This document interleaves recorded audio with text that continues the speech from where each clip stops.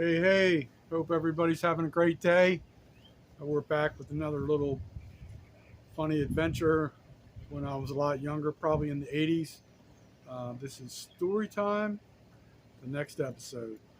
So, anyway, this was probably took place probably mid 80s, somewhere, give or take a couple of years. It could have been late 80s.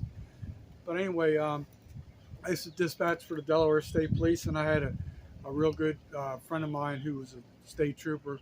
His name was Matt. I won't mention his last name for his safety reasons, obviously. But we used to go crabbing together, and he had a boat, and we would go down to this place called the Wye River, and it was in Maryland, and we always had a blast and everything like that. But it was a real pain in the backside when you always have to come back and clean the boat, scrub the boat, and do all that, normal stuff boat owners have to deal with.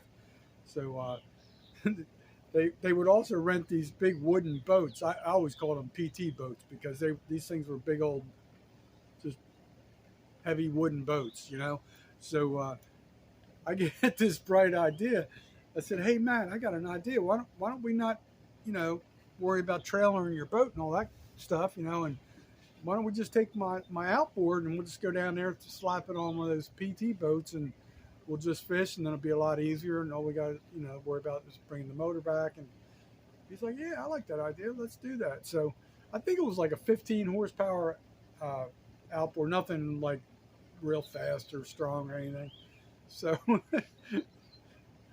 we go down this river.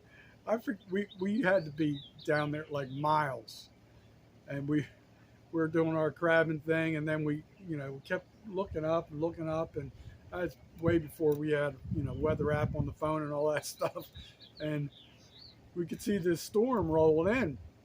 So we decided, hey, let's we better get the heck out of here. So I'm in the back of the boat, and I go to start it up, and I'm like,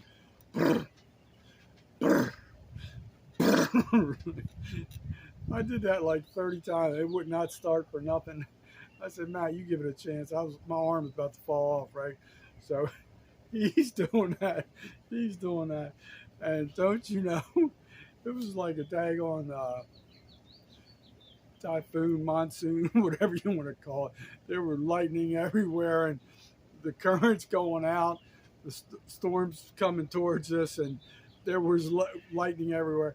And we had these two oars. And mind you, this boat was probably, oh, I don't know, 16, 8 feet, 18 feet long. And I told you it was a big old heavy boat. So I kid you not, this is no exaggeration.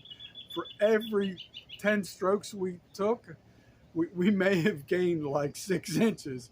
And we just kept paddling and paddling. And we were soaked. He was so pissed at me, and I was pissed at me. And it took us like hour and a half to get back, just a very short distance. It could have been even longer.